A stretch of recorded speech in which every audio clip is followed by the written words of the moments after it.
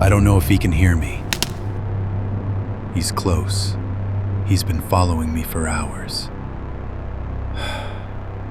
This was supposed to be a peaceful trip, just a way to get away from everything. But now, I think he's hunting me.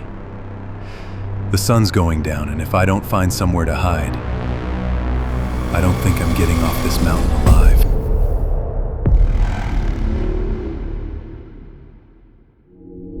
The day started out perfect. That kind of crisp, pine-scented perfection you only get in the Rocky Mountains. The morning sun was just starting to hit the peaks. My name is Alex, and the wilderness has always been my church. I'm an experienced hiker. I know the landscape. I respect it. But I'm comfortable out here. Solo hiking is my meditation. It's how I clear my head and just listen to my own thoughts for a change.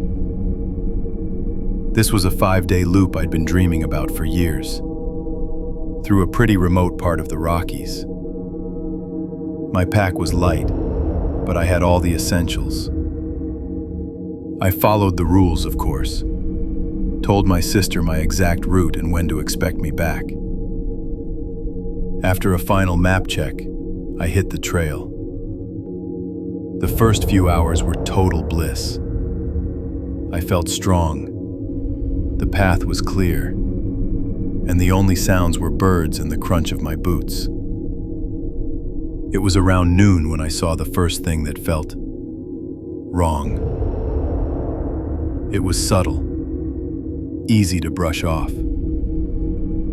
About 30 feet off the trail, someone had made a crude, makeshift campsite. But it was weirdly precise. A lean-to built from lashed branches and strips of torn cloth.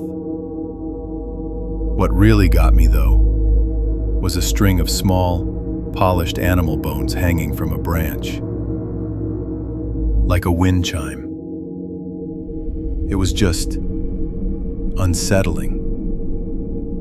It didn't feel like a campsite. It felt like a shrine.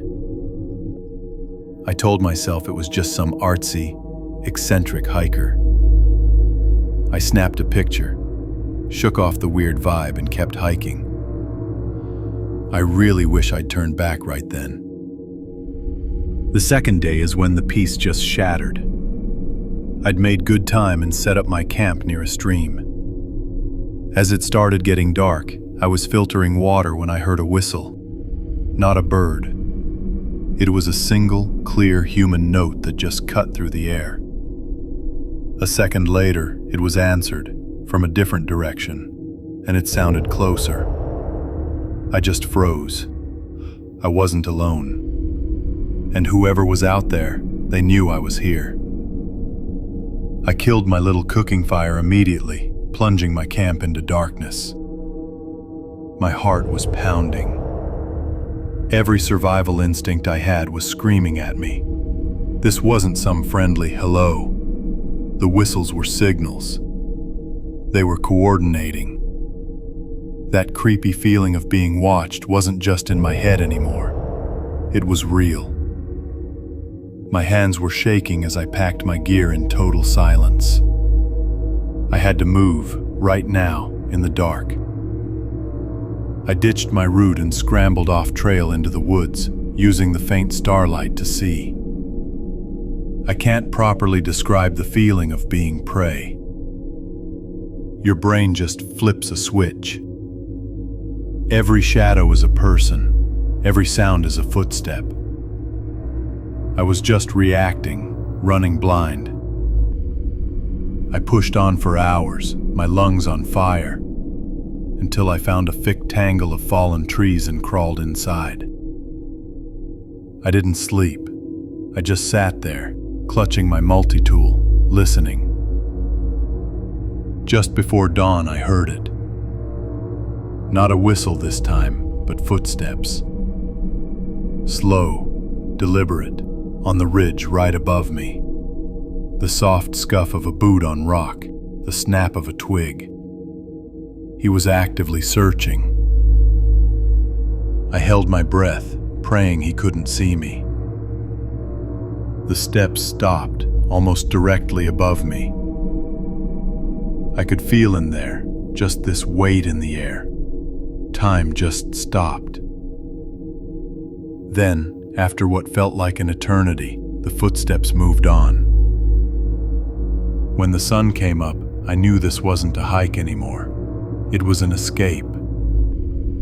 This guy, this hunter, the bizarre campsite, the whistles, the methodical search, this was planned. He was some kind of survivalist, but he was using his skills for something twisted. My only goal was to get away, but I had to be smart. I started using every trick I knew. I walked on rocks and in stream beds to hide my tracks. I only moved when the wind picked up to cover any noise I made. I knew my best chance was to be unpredictable. He'd probably expect me to head for the nearest road, so instead, I started to climb. I pushed higher into rougher terrain, hoping it would be too difficult for him to follow. That third day was just a blur of exhaustion and pure terror. Being that hyper-aware is draining. Late that afternoon, scrambling up a steep rock face, I found the second sign. It was a marker left right on my path. A single crow's feather tied to a sharpened stick and jammed in a rock. He was sending me a message. I see you. I'm still here. That's when it really became a mind game. He wasn't just chasing me, he was toying with me. He wanted me to be afraid, to know he was in control. The thought of him watching me right then, enjoying my panic, was almost worse than the physical danger. Fear and anger started mixing together. I refused to just be prey. I knew I couldn't run forever. I was burning through my supplies and my energy. I needed a new plan. I found a tiny cave, more like a crack in a cliff, and decided to hide there for the night. I piled some rocks at the entrance, not a wall, but enough to make noise if they were moved. At first light, I'd make one last desperate push for a ranger station I knew was about 8 miles over the next ridge. Sleep wasn't happening. I kept jolting awake, panicked. Then, in the deepest part of the night, I heard it. A single rock skittering down the slope below the cave. Silence. Then another one. Someone was climbing toward me. My breath caught in my throat. This was it. He'd found me. I pressed myself flat against the back of the cave, my heart hammering. I could hear his breathing now, ragged and so close. A large shadow blocked out the stars in the entrance. He didn't say anything. He just stood there, a hulking shape, listening. I knew if I stayed quiet, he would come in. It was wait to die or fight. I chose to fight. I didn't even think. I just let out this scream, this animal sound, and I lunged, not at him, but past him. The surprise gave me the split second I needed. I shoved by him, my shoulder hitting his side, and scrambled out into the open. I didn't look back, I just ran. I basically fell down the mountain in the dark, cutting up my legs on the loose rock. Adrenaline blocked out all the pain. I could hear him behind me, screaming in pure rage, a sound that echoed across the basin. The chase was on, but now I wasn't hiding anymore. I ran until my lungs felt like they would explode. As the sky started to get light, I saw it. The faint outline of the ranger station on the next ridge. Hope exhales sharply, so fierce and powerful it was almost painful, flooded through me. I poured every last bit of energy into that final sprint, my legs screaming, my mind locked on that one building. I burst out of the trees, stumbled across the clearing, and didn't stop until my hand slapped against the solid wood of the door. The rangers found me collapsed on their doorstep, rambling about a man hunting me. They brought me inside, wrapped me in a blanket, and listened. They sent a search party out right away, but they never found him. They found the campsite with the bone chimes, and they found the crow feather, but the man himself was gone. It was like the wilderness just swallowed him up. You'd think getting back to civilization would be a relief, but it wasn't. For months, I was haunted. The nightmares were relentless. The feeling of being watched stuck with me long after I was safe at home. The wilderness was always my sanctuary, but now, the silence of the woods just brought back the memory of his footsteps. The man was never identified. He's just a ghost story now, a cautionary tale whispered among hikers. Encounters like mine are incredibly rare.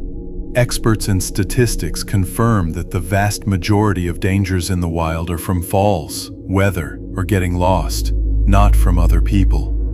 Statistically, you are far safer on a trail than in a city. That knowledge doesn't make the memory less terrifying. The experience taught me that survival is as much mental as it is physical. It's about fighting off despair long enough for your body to take over. I learned what it feels like to be vulnerable, but I also found a strength in myself I never knew I had. I still love the mountains, but I see them differently now. I have a deeper respect for their beauty, but also for their darkness and utter unpredictability. The world is wild, and sometimes the most dangerous predators walk on two legs. Thank you for listening to my story. It's a terrifying reminder that even in the most beautiful places, we have to be prepared and stay vigilant. If you want to hear more stories about survival and strange encounters, hit that subscribe button. Stay safe out there.